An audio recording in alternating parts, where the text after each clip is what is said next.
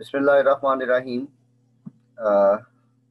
आज हमने chapter number 3 का आगाज करना है। चैप्टर नंबर 3 बेटा हमारा गैसेस के बारे में है। गैसेस आपको पता है that is a physical state of matter. 4 physical states हैं, गैस, लिक्विड और सॉलिड। और उसमें एक जो है और भी है, वो है प्लाज्मा। प्लाज्मा भी हम इसी चैप्टर के एंड पे एक उसका पोर्शन है, उसमें स्टडी करेंगे। तो बेसिकली ये थर्ड चैप्टर सारे का सारा अगर आप सादा सी जुबान में अर्ज करें तो ये गैसेस के बारे में है जी। स्टेट्स ऑफ मैटर, वही बात कि 4 फिजिकल स्टेट्स हैं मैटर की, सॉलिड, लिक्विड, गैस और प्लाज्मा। तो सादा तरीन जो गैस है, जो फॉर्म है मैटर की, दैट इज गैस, ठीक है। और द मोस्ट अबंडेंट फॉर्म जो है, ये भी याद रखनी बेटा जी, मोस्ट अबंडेंट फॉर्म जो है अर्थ की ऊपर, वो सॉलिड है। और जो सबसे अबंडेंट स्टेट यूनिवर्स में है, ये भी याद रखनी है, और वो बेटा जी प्लाज्मा है। ये आपको एमसीक्यूज में आपकी हेल्प करेगी।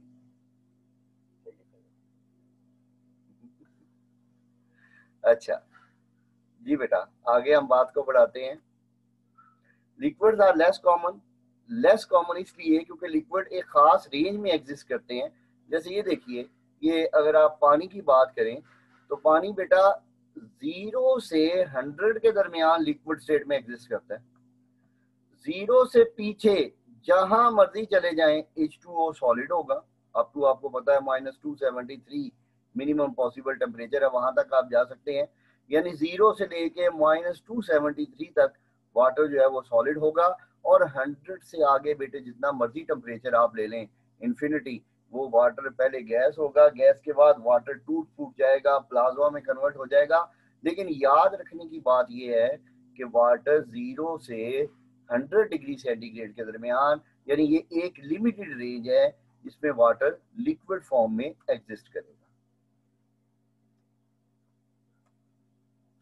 Can I look at the properties of gases, liquids and solids? Kinetic molecular theory of gases जो है वो हमें जो है वो हेल्प करेगी इनकी प्रॉपर्टीज को अंडरस्टैंड करने में। तो आगे हमारा जो सेक्शन है that is properties of gases. This is very important, long question है, ठीक है। तो उस तनाजुर में हम इसको डिस्क्राइब करेंगे। कहते हैं gases don't have definite volume and occupy all the available space. ये बड़ी अहम बात है। गैसों को जितनी जगह दे दें बेटे, उसमें वो फैल जाएंगी। मैं आपको इसकी एक मिसाल देना चाहता हूँ कि आपके पास लेट सपोज एक सिलेंडर है ऑक्सीजन का, ठीक है। और वो आपने एक मरीज को लगाया हुआ है, जो कि मरीज एक बेड पर लेटा हुआ है, ठीक है जी। तो वो है second floor of the hospital. तो उस हॉस्पिटल में, छोटा हॉस्पिटल है, तो उसमें ग्राउंड फ्लोर पे एक और मरीज है, उसको ऑक्सीजन की जरूरत पेश आ गई है। छोटा हॉस्पिटल है, तो वहां पे इतनी ऑक्सीजन मौजूद नहीं है, इतने सिलेंडर मौजूद नहीं है। तो अगर बंदे ने केमिस्ट्री पढ़ी हुई है तो वो वहां पे काम कर सकता है। वो क्या करे, फौरन इस सिलेंडर को एक खाली सिलेंडर के साथ जोड़ दे। अगर ये 10 लीटर का सिलेंडर था, ठीक है, ये खाली 10 लीटर का सिलेंडर होगा, तो ये इसके साथ जोड़ दे। अब वो पहले गैस इसमें थी सिर्फ 10 लीटर, अब वो गैस इसमें भी आ जाएगी। यानी गैस को जितनी जगह दे दें, वो जो है वो उस जगह को ऑक्यूपाई कर लेती बेटा। अब इस सिलेंडर को यहां से मूव करवा के ये फर्स्ट फ्लोर वाले मरीज के पास लाके उसको ऑक्सीजन दे दें, ठीक है। पहले आपके पास ऑक्सीजन 10 लीटर थी, अब आपके पास वही ऑक्सीजन कितने लीटर होगी, 10, और उसमें ऐड हो गए 20 लीटर हो गई। यानी गैस को जितनी जगह दे दें, गैस उतनी ही जगह ऑक्यूपाई कर लेते हैं। इसलिए कहते हैं गैस का जो वॉल्यूम है वो actually volume of the container होता है। पहले 10 लीटर था, एक कंटेनर और उसके साथ जोड़ दिया, 20 हो गया। एक अगर और जोड़ दें तो वो 30 लीटर ऑक्यूपाई कर लेगी, ठीक है जी। जी बेटा, सेकंड इसकी प्रॉपर्टी कि gases don't have definite shape. भाई जिस तरह का सिलेंडर होगा, जिस तरह के कंटेनर में आप गैस को रखेंगे, गैस उसी तरह की शेप इख्तियार कर लेगी, ठीक है जी। अगर सिलेंडर लंबूतड़ा है लंबूतड़े शक्ल में आ जाएगी, अगर सिलेंडर की कोई और शेप है वो उसी तरह की शेप में गैस जो है वो आ जाएगी। अब गैसेस की डेंसिटीज लो होती हैं, ये आपको पता है, then liquids and solids because of the same bubbles through, gases bubble through कर जाती हैं लिक्विड के अंदर से। जब आप बेटे छोटे थे आपको याद होगा, अगर आपको कोई बोतल पिलाने के लिए ऑफर कर देता था पेप्सी या कोक शोक, तो बच्चे क्या करते हैं उसके अंदर फूंके मारते हैं। जब फूंक मारेंगे, फूंक में क्या है, गैस है, वो गैस नीचे तो नहीं टिकेगी, वो बुलबुला बना के ऊपर आ जाती है, बड़क बड़क करके ऊपर आती है। बच्चे शरारती होते हैं, वो उसको एंजॉय करते हैं, तो वहां पे भी केमिस्ट्री अप्लाई हो जाती है। ये तीसरा पॉइंट अप्लाई हो जाता है, क्योंकि गैसेस की डेंसिटी कम होती है तो वो गैसेस वहां से राइज अप हो जाती हैं, ऊपर निकल आती हैं।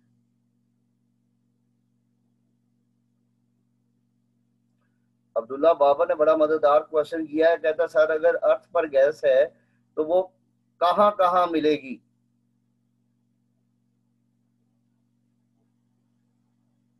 अच्छा, कहता है खला में क्यों नहीं है। गुड, जबरदस्त क्वेश्चन। अब्दुल्ला, आपके सवाल का बेटे जवाब ये है, ये आप यार वो बजाय लिख के करने के वो मुझसे वैसे ही पूछ लिया करें। जमीन की ग्रेविटी है, ग्रेविटी से वो जमीन गैसों को अपने पास खींचती है। तो याद रखिए गैसेस का जो ब्लैंकेट है जमीन के इर्द गिर्द, जो एक मतलब एनवेलप है गैसेस का, वो 5 से 6 किलोमीटर है, उससे बाहर नहीं है। क्यों नहीं है? क्योंकि जमीन हर चीज को अपनी तरफ खींचती है, गैस भी मैटर है, मैटर की एक शक्ल है, तो जमीन उसको भी बेटा अपनी तरफ खींचेगी। ठीक है, नतीजा क्या होगा, वो फिर गैस जितनी भी है अवेलेबल वो जमीन के इर्द गिर्द रहती है, दैट इज द रीजन। और ज्यादा जो पोर्शन है यही 5-6 किलोमीटर में है। ऊपर भी कुछ गैसेज हैं, मतलब हाइड्रोजन और हीलियम वगैरह हैं, लेकिन वो बहुत कम मिकदार में, जैसे जैसे आप जमीन से दूर होते चले जाते हैं तो वो कम मिकदार में होती हैं। जी मेरा बेटा, आगे चलते हैं जी। चौथा point, gases can diffuse and diffuse. हा, क्या बात है जनाब। आप एक शादी पे जाएं, ठीक है, शादी पे आपको पता ही है बड़े लोग जरक बरक होके आते हैं, और खवातीन तो माशाल्लाह खास तौर पे।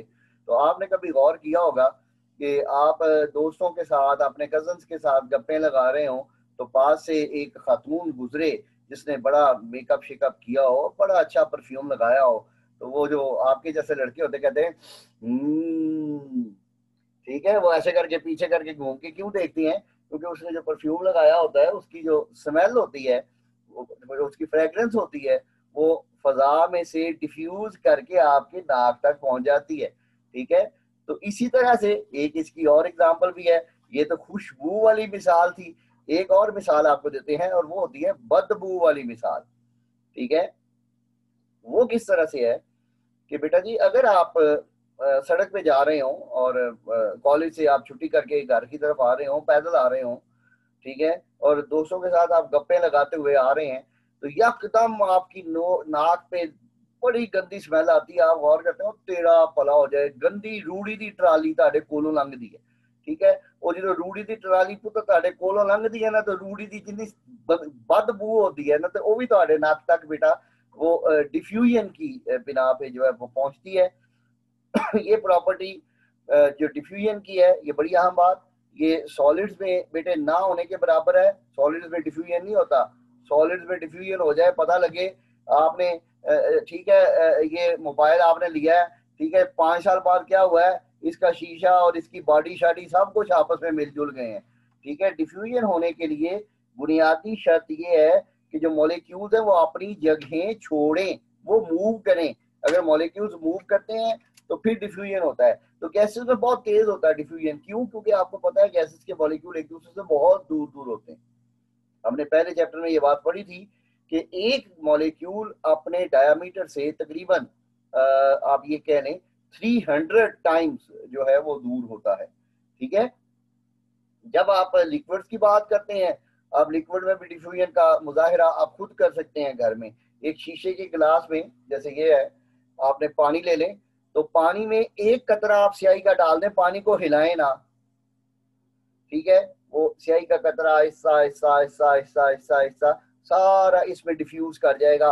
लेकिन वो इतनी तेजी से डिफ्यूज नहीं करता।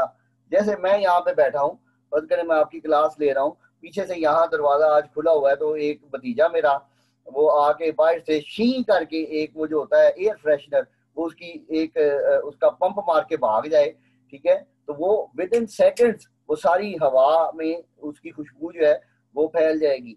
क्यों? क्योंकि गैसेस के अंदर जो डिफ्यूजन होता है वो बड़ा रैपिड होता है। क्यों? क्योंकि गैसेस के अंदर बहुत सी जगह खाली होती है। जी बेटा, पांचवा, गैसेस आर कंप्रेसिबल। गैसों को दबाया जा सकता है, बिल्कुल दबाया जा सकता है। कैसे दबाया जा सकता है? आपने अगर कभी पुराने वक्तों में, आजकल तो तकरीबन ज्यादातर बच्चों के पास मोटरसाइकिल है, तो जब साइकिल होती थी तो साइकिल में बेटा हवा हम भरते थे वो हाथ वाले पंप से, ठीक है। वो हाथ वाले पंप से जब आप हवा भरते थे, जब आप उसको दबाते थे तो गैस दब जाती थी, ठीक है। तो इसकी एक और मिसाल भी है, आप गुब्बारा ले लें गुब्बारे में आप हवा भर लें, आप उसको दबाएं तो वो दब जाता है, ठीक है जी। क्यों दब जाता है? क्योंकि उसके माबैन एम्प्टी स्पेसेस होती है, यही लिखा हुआ है, due to presence of large empty spaces among molecules, molecules के माबैन। Gases expand on heating. जब आप गैसेस को हीट करते हैं तो वो एक्सपैंड कर जाती हैं, ठीक है। ठंडा करेंगे तो सुकड़ जाएंगी। अब इसकी भी एक बेहतरीन मिसाल है।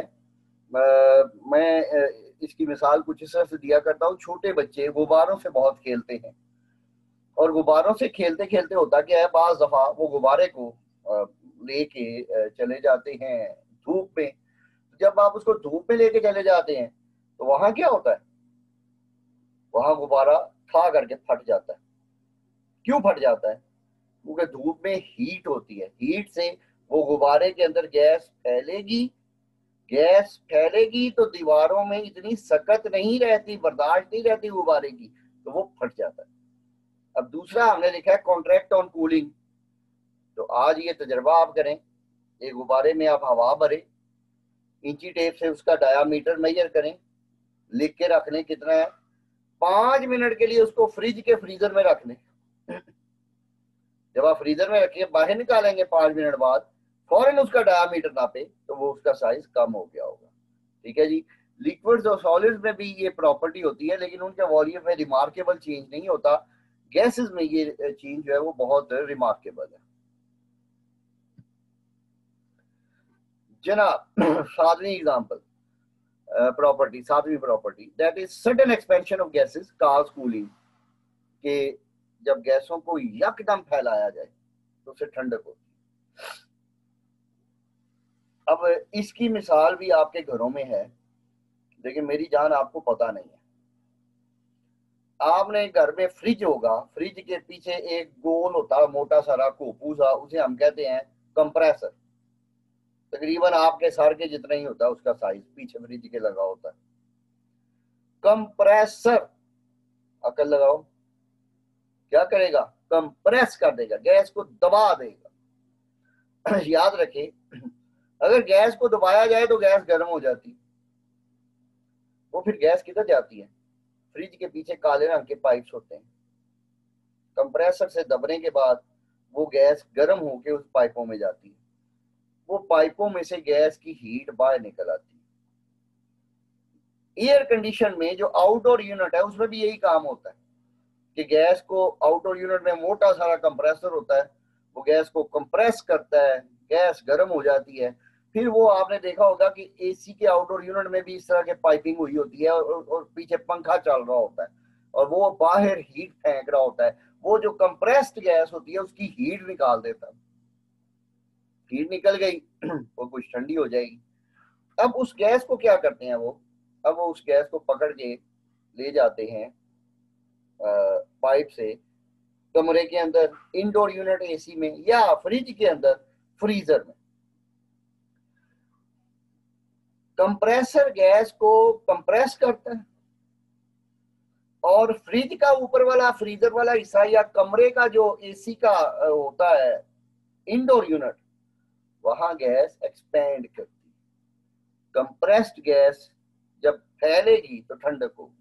तो इस अमल को हम कहते हैं जूल थॉमसन इफेक्ट। इसीलिए एसी का इंडोर यूनिट ठंडक करता है, इसीलिए फ्रीजर के ऊपर वाला जो फ्रीजर का कंपार्टमेंट है उसके अंदर भी ठंडक इसी वजह से होती है। इस फिनोमेना को हम जूल थॉमसन इफेक्ट कहते हैं। अगली बात, ये लिखा हुआ है used in air conditioners and refrigerators. अगली बात क्या करनी थी, हाँ, जूल थॉमसन इफेक्ट की एक और बड़ी बेहतरीन मिसाल है। बच्चियां तो उससे महजूज नहीं होती, लेकिन जो मेल्स हैं वो उससे बहुत महजूज होते हैं। वो किस तरह से कि अगर आप किसी स्टोर पे जाएं और आप बड़ी ठंडी बोतल, वो जो ग्लास वाली स्टैंडर्ड बोतल होती है कोक की, 7 अप की, आप उसको खोलें, बहुत ठंडी बोतल जो पहले लिक्विड होती है, जब उसके अंदर जो गैस होती है, जब आप उसको खोलते हैं शक करके आवाज आती है, वो अंदर वाली गैस फैलती है। जब वो गैस फैलेगी तो बाज दफा बोतल खुलने के बाद जम जाती है। उसकी क्या वजह है? क्योंकि वहां पे कूलिंग हो जाती है। आज बच्चे पूरे नहीं आए, क्या बात है? बहुत थोड़े बच्चे हैं, सिर्फ 2। वो खाना खराब हो, किधर चले गए हो? 15-20 के करीब करीब तो पहुंच जाते होते हो। चलें, अगली प्रॉपर्टी 8वीं, कि मॉलिक्यूल्स ऑफ गैसेस जो होते हैं they are constant state of random motion, वो लगातार हरकत में होते हैं, एंड एक्सर्ट प्रेशर, और वो प्रेशर लगाते हैं when they collide with the walls of the container, जब वो कंटेनर की दीवारों के साथ टकराते हैं। जी, इंटरमॉलिक्यूलर फोर्सेस गैसेस में बहुत वीक होती हैं। क्यों? क्योंकि मॉलिक्यूल्स एक दूसरे से बेटा दूर दूर बहुत होते हैं। जब दूर होंगे तो फिर लाजिम बात है उनके दरमियान इंटरमॉलिक्यूलर फोर्सेस जो है they will be very weak. आगे हम आ जाते हैं और हमारा सेक्शन है प्रॉपर्टीज ऑफ गैसेस। तो प्रॉपर्टीज ऑफ लिक्विड्स। तो प्रॉपर्टीज ऑफ लिक्विड्स में सबसे पहली प्रॉपर्टी, लिक्विड्स की डेफिनेट शेप नहीं होती। आपको पता है, आप पानी को डोल में डाल दें डोल जैसा, पानी को परात में डाल दें परात जैसा, पानी को लोटे में डाल दें लोटे जैसा, भाई जिस तरह का कंटेनर होगा उसी तरह की उसका शेप हो जाएगी। लेकिन वॉल्यूम डेफिनेट होता है। वॉल्यूम डेफिनेट कैसे होता है बेटा? बड़ी सीधी सी बात है कि आपने 1 लीटर अगर पानी लिया हुआ है तो 1 लीटर ही रहेगा, ता आके कि आप उसमें पानी और ना डाल दें, वरना उसका वॉल्यूम 1 लीटर ही रहेगा। तो unlike solids they adopt the shape of the container. Solids में ये प्रॉपर्टी नहीं होती, लेकिन लिक्विड्स जो होते हैं वो अपनी प्रॉपर्टी जो है वो मेंटेन रखते हैं। वो प्रॉपर्टी क्या है? They adopt the shape of the container. तो जी मॉलिक्यूल्स भी मूव कर रहे होते हैं लिक्विड में, लेकिन लिक्विड में मूव करने के लिए उनके पास स्पेस बड़ी कम होती है। इवेपोरेशन और डिफ्यूजन वो मोशन की वजह से ही होता है। आप पेट्रोल रख दें अगर किसी बीकर में, तो थोड़ी देर बाद क्या होता है, अगर गर्मियों का मौसम है तो वो काफी ज्यादा उड़ जाता है। वजह कि उसके अंदर भी मॉलिक्यूल लगातार हरकत में रहते हैं। हरकत करता हुआ मॉलिक्यूल जब सरफेस पे आता है तो वो बाहर निकल जाता है पेट्रोल की केस में। लेकिन पानी में क्या होता है? पानी में इवेपोरेशन कम होती है। क्यों? इसमें जब मॉलिक्यूल सरफेस पे आता है ना मूव करता हुआ, तो मॉलिक्यूल्स के दरमियान बड़ी स्ट्रॉन्ग हाइड्रोजन बॉन्डिंग होती है। वो कहते हैं मामा कितने चलना, खींच लेने थले इधर आ थले, ठीक है। तो इंटरमॉलिक्यूलर फोर्सेस जब स्ट्रॉन्ग होंगी तो वो मॉलिक्यूल्स को लिक्विड से इस्केप करने में मदद नहीं देती, उसको रोक देती हैं। इस वजह से जब इंटरमॉलिक्यूलर फोर्सेस स्ट्रॉन्ग होती हैं तो जो मॉलिक्यूल्स है वो इवेपोरेट कम करते हैं, और अगर इंटरमॉलिक्यूलर फोर्सेस कमजोर हों जैसे पेट्रोल में है तो वो बड़ी तेजी से इवेपोरेट करते हैं। Densities of liquids are much greater than those of gases. Liquids की गैसेस की निस्बत डेंसिटी बहुत ज्यादा होती है और सॉलिड्स के बहुत करीब करीब होती है। क्यों? क्योंकि लिक्विड में मॉलिक्यूल एक दूसरे के बिल्कुल साथ साथ होते हैं। हमने ये अभी तस्करा किया कि गैस के केस में मॉलिक्यूल एक दूसरे से बहुत दूर दूर होते हैं। अब स्पेसेस, लाजिम बात है, अगर मॉलिक्यूल एक दूसरे के बहुत पास होंगे तो उनके दरमियान स्पेसेस नेग्लिजिबल होंगी, ना होने के बराबर, ठीक है। Just as solids, but molecules can slide over each other, एक दूसरे के ऊपर फिसल सकते हैं, ऐसे बिल्कुल साथ साथ होते हैं। कहता है इंटरमॉलिक्यूलर अट्रैक्टिव फोर्सेस लिक्विड्स में वो इंटरमीडिएट होती हैं इनके गैसेस और सॉलिड्स के दरमियान, ठीक है। ना वो बहुत स्ट्रॉन्ग होती हैं सॉलिड्स की तरह और ना वो बहुत वीक होती हैं। और ये जो मेल्टिंग और बॉइलिंग पॉइंट्स होते हैं ये इन्हीं फोर्सेस के मरहून मिन्नत होते हैं। जी, molecules in liquid possess kinetic energy due to their motion. भाई इनके पास भी काइनेटिक एनर्जी होती है और वो उनकी मोशन की वजह से होती है। ऑन कूलिंग, ठंडा करें तो लिक्विड फ्रीज हो जाते हैं और वो क्या बना देते हैं, सॉलिड्स। और उनमें काइनेटिक एनर्जी बहुत कम हो जाती है। सॉलिड्स में मॉलिक्यूल सिर्फ अपनी जगह पे वाइब्रेट कर सकते हैं हल्का हल्का। तो जी molecules in liquids collide among themselves, आपस में टकराते रहते हैं एंड एक्सचेंज एनर्जीज, और एनर्जी एक्सचेंज करते रहते हैं। बट इन सॉलिड्स मॉलिक्यूल्स एक दूसरे के साथ टकरा नहीं सकते, वो मैंने आपको बता ही दिया पहले, वो सिर्फ वाइब्रेट करते हैं।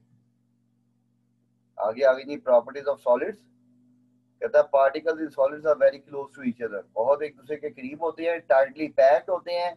इस वजह से सॉलिड्स नॉन कंप्रेसिबल, यानी आप सॉलिड को दबा नहीं सकते, ठीक है, और ना ही वो डिफ्यूज करते हैं।